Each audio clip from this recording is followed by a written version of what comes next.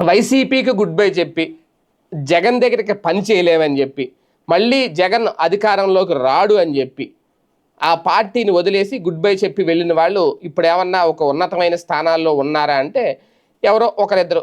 ఆ పార్థసారథి గారు అయితే మంత్రిగా ఉన్నారు.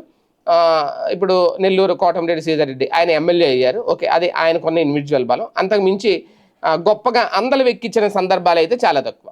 తర్వాత రాజీనామా చేసిన వాళ్ళు చాలామందే ఉన్నారు. ఇప్పుడు జనసేనలోకి వెళ్ళిన బాలినేని శ్రీనివాసరెడ్డి గారు కానీ ఇలాగ చాలామంది వెళ్ళారు. ఇప్పుడు కిలారి రోసయ్య, ఆయన సామ్నేని ఉదయభాను, ఇలాగ వాళ్ళందరికీ ఏమైనా పదవులు వచ్చినాయా అంటే లేదు. అలాంటి వారిలో మొదటి నుంచి జగన్ వెంట ఉండి గుడ్ బై చెప్పి రేపల్లిలో తమకంటూ ఒక ముద్ర వేసుకున్న మోపిదేవి వెంకటరమణ.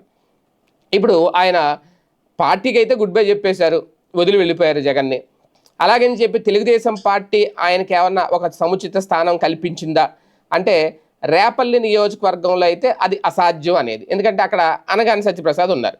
సో ఇటువంటి నేపథ్యంలో ఇప్పుడు వాస్తవానికి వెళ్ళిపోయి బాధపడుతున్నారా పార్టీ వదిలేసి, మళ్ళీ వెనక్కి వచ్చే ఆలోచన చేస్తున్నారా అనే చర్చ అయితే నడుస్తుంది. ఒక రకంగా మాజీ మంత్రి మోపిదేవి వెంకటరమణ ఇప్పుడు ఇదే పరిస్థితిలో ఉన్నారు. వాస్తవానికి ఒక మాట లేదు, ఒక ఊసు లేదు, మొత్తం అంతా సైడ్ అయిపోయారు. రేపల్ల నాది అని చెప్పి వైసీపీలో ఉన్నప్పుడు దర్జాగా చెప్పుకునేవారు, రాజకీయంగా రీసౌండ్ వినిపించేవారు. అలాంటి పెద్ద మనిషి ఇప్పుడు ఎక్కడా కనిపించట్లేదు, మౌనంగా ఉన్నారు అని చెప్పి నియోజకవర్గంలో వినిపిస్తున్నమాట. రాజ్యసభ సభ్యత్వం అంటే ఎంతో డిమాండ్ ఉంటుంది. కావాలి అంటే అది దక్కని వారిని అడిగితే చెప్తారు ఆ రాజ్యసభ సభ్యత్వం ఎంత ఇంపార్టెంట్. అలాంటి రాజ్యసభకు జగన్ మోపిదేవి వెంకటరమణ పంపించారు. అయితే ఆయన 2014-19లో కూడా ఎమ్మెల్యేగా గెలవకపోయినా ఎమ్మెల్సీ ఇచ్చి మంత్రిని చేశారు.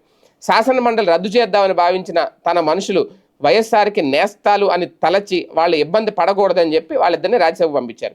ఎవరిని? పిల్లి సుభాష్ చంద్రబోస్ని అప్పట్లో మోపిదేవి వెంకటరమణ ఇద్దరిని పంపించారు. అయితే 2024లో వైసీపీ ఓటంపాలయ్యాక నెల కూడా తిరగకుండానే మోపిదేవి వెంకటరమణ తన పదవికి రాజీనామా చేసి కూటమిలో చేరిపోయారు. ఈ ఒక రకంగా ఏడాది పదవీ కాలం ఉండగానే ఆయన పెద్దల సభ నుంచి తప్పుకొని త్యాగం చేశారా లేక వ్యూహం అనుకుని ఇలా చేశారా అన్నది ఇప్పటికీ అభిమానులకు అర్థం కావట్లేదు. అంటే ఆ పదవి చాలా కీలకమైన పదవి, రాజ్యసభ సభ్యత్వం అంటే. అలాంటి పదవిని వదిలేసుకున్నారు ఇంకా ఏడాది సమయం ఉన్న. ఆయనకి ఎమ్మెల్సీ ఇస్తారు అనేది అప్పట్లో ఒక ప్రచారం అయితే అయ్యింది. అంతేకాదు ఆయన కుమారుడికి రాజకీయంగా తగిన అవకాశం ఇస్తారని కూడా చెప్పుకున్నారు.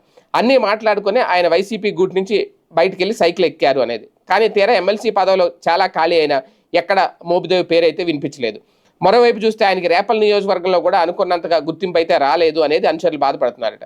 అక్కడ రెవెన్యూ మంత్రిగా ఆల్రెడీ అనగాని సత్యప్రసాద్ ఉన్నారు.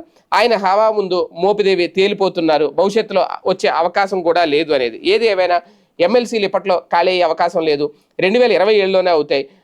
అప్పట్లో దానికే చాలామంది ఆశావాహులు ఉన్నారు. సో ఈయనకే అప్పుడైనా దక్కుతుందా లేదా, లేదంటే వీళ్ళు ఎప్పటికీ త్యాగరాజులుగానే మిగిలిపోతారా అనేది. ఒరిజినల్ లీడర్స్ కూడా ఉన్నారు కాబట్టి వారందరినీ దాటుకుని మోపిదేవికి 2 ఏళ్ళ తర్వాత అయినా ఎమ్మెల్సీ దక్కుతుందా లేదా అనేది ఒక పెద్ద ప్రశ్న. ఏది ఏమైనా అది చంద్రబాబు నాయుడు గారి వ్యూహమా లేదంటే మోపిదేవి వెంకటరమణ అనాలోచిత నిర్ణయమా, ఇది పరిస్థితులను బట్టి ఇప్పుడు ఆయన చూపు మళ్ళీ వైసీపీ మీద పడబోతోంది. వెళ్ళి అనవసరంగా తప్పు చేశానేమో అని ఆవేదన చెందుతున్నారట. ఒకవేళ త్వరలో మళ్ళీ వెనక్కి వచ్చి ఆలోచన చేస్తారా అనేది కూడా ఇప్పుడు రేపల్లో మొదలైన చర్చ.